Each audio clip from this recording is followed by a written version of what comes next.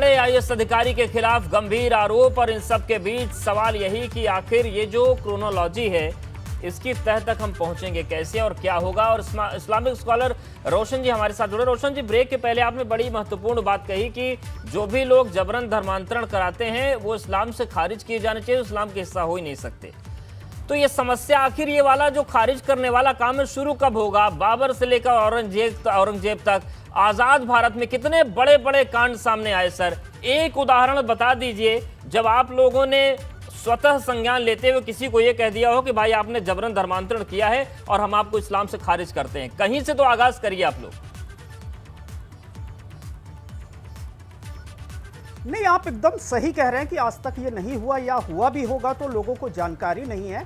लेकिन इसके पीछे दूसरा पहलू जो है उसको भी देखना बहुत ज़रूरी है कि आखिर इस तरह के जो प्रकरण हैं, जिस तरह की चीज़ें आजकल देखने को मिल रही हैं कि एन इलेक्शन के वक्त ही इस तरह की ज़्यादा चीज़ें सामने आती हैं। क्या ये अधिकारी पिछले 4.5 साल से क्या एक दिन इसने ये काम किया, बाकी दिन नहीं कर रहा था? इसकी जांच होनी चाहिए। सरकार का क्या इनके ऊपर कंट्रोल नहीं है क्या? जब सरकार इनके ऊपर कंट्रोल नहीं रख सकती है तो सोचिए इस्लामिक स्कॉलर्स क्या कंट्रोल रखेंगे इन लोगों पे? ये बहुत बड़ी जांच का विषय है कि इस तरह की चीजें जो इस देश में हो रही हैं, इस्लामिक स्कॉलर्स या जो बड़े मौलाना मौलवी हो बस जीन्स पर फतवा डालने में सक्षम है क्या? उसके अलावा नहीं करेंगे कुछ? बिल्कुल सक्षम हैं, लेकिन पिछले कई सालों से एक चीज देखने को मिल रही है कि कई मुसलमान ऐसे जेलों से छूटकर आते हैं 10-15 साल पहले, जो बाइज्जत बरी हो जाते हैं। ये अभी आरोप लगा है, ये आरोप सिद्ध होने दीजिए, उसके बाद हम लोग खुद कोशिश करेंगे। ठीक है, महंत बालक दास जी वो कह रहे हैं आरोप लगाए, जब सिद्ध होगा तब देख लेंगे। हाँ, तो आप लोग क्या कर रहे हैं? अगर कोई धर्मांतरण की कोशिश कर भी रहा है बिल्कुल, तो बालक दास जी आप लोग की हार है ये कि क्यों आप लोग क्या इतना कमजोर ज्ञान दे रहे हैं कि लोग बहक जाते हैं? अच्छा ये बताइए। नहीं, एक सवाल मैं पूछ रहा हूँ। नहीं, मैं एक सवाल आपसे ज्ञान का विषय नहीं, एक सवाल इस बात का है कि एक जिम्मेदार अधिकारी, एक आईएएस अधिकारी जब बैठ करके किसी को बोलेगा तो आप बताइए उसमें संत क्या कर सकते हैं? अधिकारी किसी को अगर दबाव बना करके बोल रहा है या किसी को बालक दास जी, संतों ने तो हूणों को खदेड़ दिया इस देश से। दे सकता है धर्मांतरण की जब धारा चल रही थी 5वीं और 6वीं शताब्दी में तो नागाओं ने खदेड़ दिया। तो क्या संत कमजोर हो गए हैं अब? नहीं, तो अब क्या मैं आईएएस अधिकारी को खदेड़ने जाएंगे? अब हम आईएएस अधिकारी के साथ पंगा लेंगे, उनसे हम मारपीट करेंगे? क्या मैं कानून को अपने हाथ में लेंगे?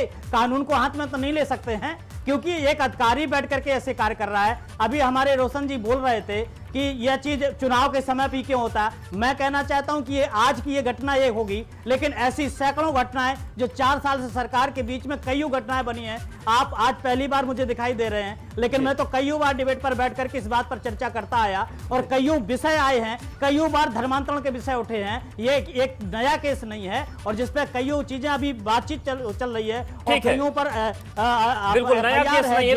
ये भी बात सही है कि नया केस नहीं है। हालांकि वीडियो कथित जो आया है सामने, वीपी गंगा इसकी पुष्टि नहीं करता है। एसआईटी की जांच में सब साफ हो जाएगा।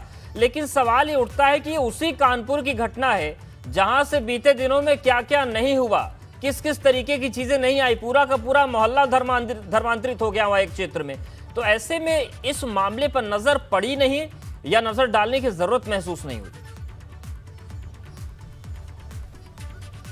देखिए, नजर पड़ी नहीं या नजर डालने की जरूरत ही नहीं पड़ी ऐसा नहीं है। आबो हवा में जो मोहम्मद इफ्तिखारुद्दीन है, उनका कार्य प्रणाली, उनकी कार्यशैली और उनका कार्यकाल जो यहाँ के एक धर्म विशेष हैं, उनकी नज़र में हमेशा खटकता रहा, क्योंकि वो लगातार उस धर्म के प्रति अलग व्यवहार करते थे। माननीय विधायक अभिजीत सांघा और उनके साथ के लोगों का कहना है कि जब वो कमिश्नर थे तो सरस्वती की मूर्ति अगर किसी उद्घाटन समारोह में लगाई जा रहती थी तो कहते थे कि मैं तभी उद्घाटन करने आऊँगा जब सरस्वती की मूर्ति वहाँ से हटा दिया जाए। और वो जो नारियल फोड़ने की प्रथा है किसी भी उद्घाटन समारोह में और किसी भी शुभ काम में, उस प्रथा से भी वो अलग अपने को रखते थे as a commissioner, as a जो परंपरा है उससे अलग। और साथ ही साथ दर्शकों को ये बताना बेहद ज़रूरी है कि उस वीडियो के अंदर जो लिखा है वो कहा जा रहा है कि पूरी दुनिया के लोगों को कलमा पढ़ा दो, कुल के कुल इंसानों को दीन का पाठ पढ़ाना है